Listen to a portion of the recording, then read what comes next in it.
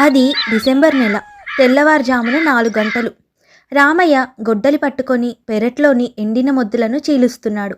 సీతమ్మ గిన్నెలు కడుగుతోంది. ఆమె చేతులు చలికి గడ్డ కట్టుకుపోయి ఎర్రబడ్డాయి. ఏమండి, ఈ చలిలో అంత కష్టపడకండి. కాసేపు ఆగిపోయి రాజేయొచ్చు కదా. అంది సీతమ్మ వణుకుతూ. అలా అంటే ఎలా సీతమ్మ? 5 గంటలకల్లా పట్నం వెళ్ళే బస్సు వస్తుంది. ఆ డ్రైవరు క్లీనరు ఇక్కడే కదా టీ తాగేది. వాళ్లకు వేడి వేడి టీ ఇవ్వకపోతే ఈ చలిలో బండి ఎలా తోలుతారు? పట్నం వెళ్ళే బస్సులో డ్రైవర్ సుబ్బయ్య రోజూ వస్తాడు. ఆ వయసులో అతను ఆ చలిలో బండి తోలాలంటే నా అల్లం టీ పడాల్సిందే. నేను వెళ్ళకపోతే వాడు గొంతు ఎండిపోయి దిగులు పడతాడు. మ్మ్, మీకు ఎప్పుడూ ఇతరుల గురించే చింత, మీ ఆరోగ్యం గురించి ఆలోచనే ఉండదు. ఆగండి, నేను వస్తాను, అల్లం దంచి పెడతాను. రామాపురం అనే ఊరు అది. అది డిసెంబర్ నెల. సూర్యుడు ఉదయించడానికి ముందే ఊరంతా మంచు దుప్పటి కప్పేసి ఉంటుంది. ఆ చలికి గజగజ వణుకుతూ రైతులు పొలాలకు, కూలీలు పనులకు వెళ్తుంటారు. ఆ గ్రామం చివరన ఒక చిన్న పాక ఉంది. అదే రామయ్య హోటల్. రామయ్య వయసు 60 ఏళ్ళు. అతని భార్య సీతమ్మ. ఆ హోటల్ అంటే 4 కర్రలు, పైన తాటాకుల కప్పు, మధ్యలో ఒక పాత పొయ్యి. అదే వారి జీవనాధారం. ఉదయం 4 గంటలకే రామయ్య నిద్రలేస్తాడు.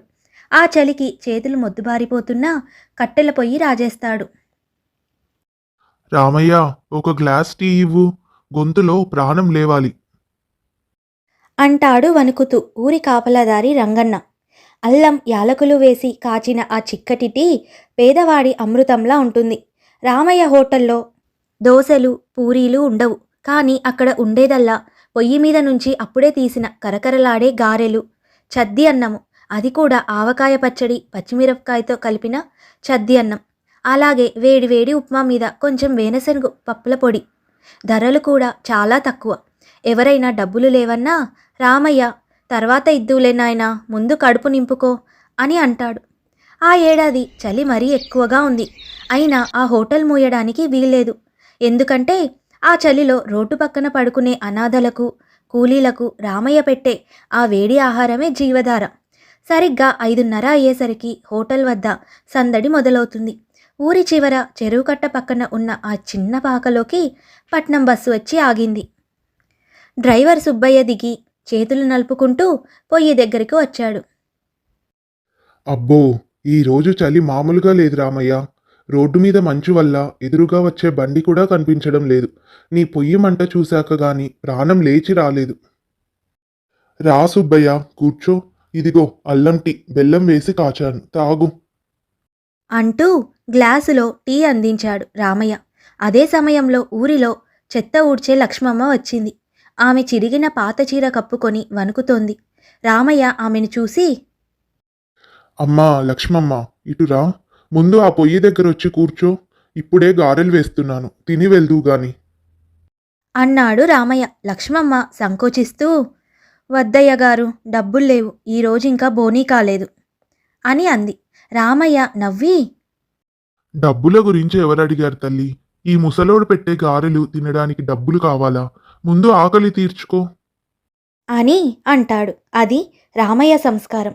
ఆ రోజు ఉదయం 8 గంటలవుతున్నా సూర్యుడు బయటికి రాలేదు.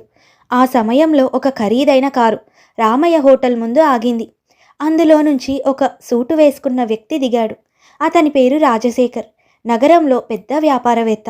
పొరపాటున దారి తప్పి ఈ పల్లెటూరి వైపు వచ్చాడు. అతనికి చాలా ఆకలిగా ఉంది. చుట్టుపక్కల ఎక్కడా పెద్ద హోటళ్లు లేవు. అయిష్టంగానే రామయ్య పాక వైపు చూశాడు. అక్కడ శుభ్రత చూసి ఆశ్చర్యపోయాడు. రామయ్య ఆకు విస్తరులో వేడివేడి ఉప్మా, అల్లం చట్నీ వడ్డించాడు. రాజశేఖర్ మొదటి ముద్ద నోట్లో పెట్టుకోగానే అతని కళ్ళల్లో నీళ్లు తిరిగాయి. ఆహా, ఎంత రుచి! నేను విదేశాల్లో కూడా తిన్నాను. కానీ ఈ మట్టి వాసన, ఈ వేడి, ఈ ప్రేమ కలిపిన రుచి ఎక్కడా దొరకలేదు అన్నాడు. తిన్నాక రాజశేఖర్ 500 నోటు తీసి ఇచ్చాడు. రామయ్య నిరాకరిస్తూ, అయ్యా, దీని ధర కేవలం 20 రూపాయలు మాత్రమే. నా దగ్గర చిల్లర కూడా లేదు. మీరు తర్వాత ఎప్పుడైనా ఇటు వస్తే ఇవ్వండి అన్నాడు రామయ్య. రాజశేఖర్ ఆశ్చర్యపోయాడు. ఈ రోజుల్లో కూడా ఇలాంటి మనుషులుంటారా? అని ఆలోచిస్తూ అక్కడి నుంచి వెళ్ళిపోయాడు. ఆ రోజు రాత్రి ఇంట్లో రామయ్య భోజనం చేస్తున్నాడు. సీతమ్మ ఇలా అంటుంది. ఏమయ్యా, ఇవాళ ఉదయం పట్నం నుంచి వచ్చిన బాబు 500 నోటు ఇస్తానంటే వద్దన్నావు. ఆ డబ్బులు తీసుకుంటే మన హోటల్ పైకప్పుకి కొత్త తాటాకులు కొనేవాళ్ళం కదా. వర్షం వస్తే అసలే కారుతుంది. సీతమ్మ, ఒక దోశకి గ్లాసు టీకి 500 రూపాయలు తీసుకుంటే అది వ్యాపారం అవుతుంది కానీ సాయం అవ్వదు. ఆ బాబు ఆకలి తీరినప్పుడు అతని కళ్ళల్లో కనిపించిన తృప్తి ఉందే, అది 500 కంటే ఎక్కువ. మనకు రాసిపెట్టి ఉంటే ఆ తాటాకులు అవే వస్తాయి. మీ పిచ్చి గాని ఆ తృప్తితో కడుపు నిండుతుందా? రేపు అంగడికి వెళ్ళాలి, ఇంట్లో పప్పులు లేవు. భయం ఎందుకు సీతమ్మ? మన దగ్గర తిన్న కూలీలు ఎవరూ మనల్ని వదిలేయరు. ఇందాకే రంగన్న వచ్చి కట్టెలు కొట్టి పెడతా అన్నాడు. ఒకరికి సాయం చేస్తే మనకు దేవుడు ఏదో ఒక రూపంలో సాయం పంపిస్తాడు. అలా కొంతకాలం గడిచింది. ఒకరోజు రాత్రి బాగా గాలివాన కురిసింది. రామయ్య హోటల్ పైకప్పు కొట్టుకుపోయింది. తెల్లారేసరికి రామయ్య కళ్ళల్లో నీళ్లు. వానలో తడిసి కూలిపోయిన పాకను చూస్తూ రామయ్య సీతమ్మ ఇద్దరూ చెట్టు కింద నిలబడి ఉన్నారు. చూసారా, మన 30 ఏళ్ల కష్టం మట్టిలో కలిసిపోయింది. రేపు పొద్దున్నే వచ్చే జనాలకి ఏం సమాధానం చెప్తాము? మనకిక గతి ఏంటి? ఏడవకు సీతమ్మ, మట్టిలో కలిసిపోయింది తాటాకులు కర్రలే, మన చేతిలో ఉన్న రుచి కాదు. పొయ్యి ఆరిపోయి ఉండొచ్చు, కానీ మన మీద ఊరి జనం పెట్టుకున్న నమ్మకం ఆరిపోలేదు. రేపు మళ్ళీ మొదలు పెడదాం, ఈసారి ఇంకా గట్టిగా. ఎలా అయ్యా? ఒక్క పైసా కూడా లేదు కదా. గుండె నిండా ధైర్యం ఉంది సీతమ్మ, అది చాలు. ఈ చలి మన శరీరాన్ని వణికిస్తుంది కానీ మన ఆశని చంపలేదు. మరుసటి రోజు ఉదయం రామయ్య ప్రేమగా అన్నం పెట్టిన ఆ చేతులకు సాయం చేయడానికి ఊరంతా కదలి వచ్చింది. కూలీలు వాళ్ళ పని మానుకొని వచ్చి పైకప్పు బాగు చేశారు.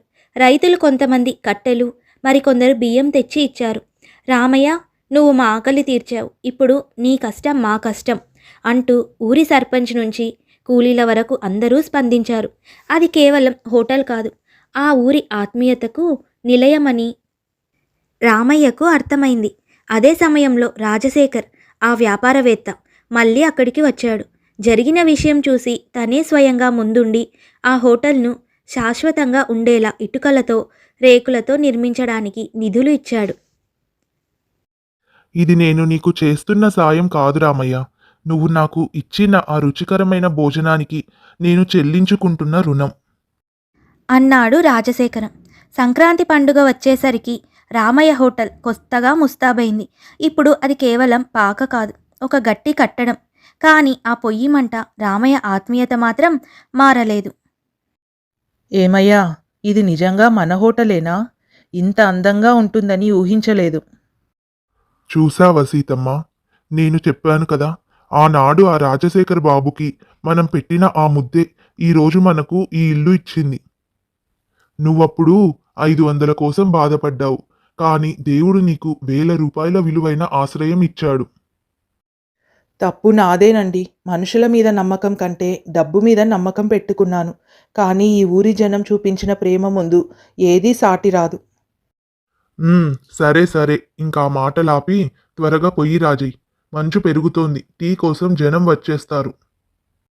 చలికాలం వెళ్ళిపోతోంది. కానీ రామయ్య హోటల్ ఇచ్చే వెచ్చదనం ఆ ఊరి ప్రజల గుండెల్లో అలాగే ఉండిపోయింది.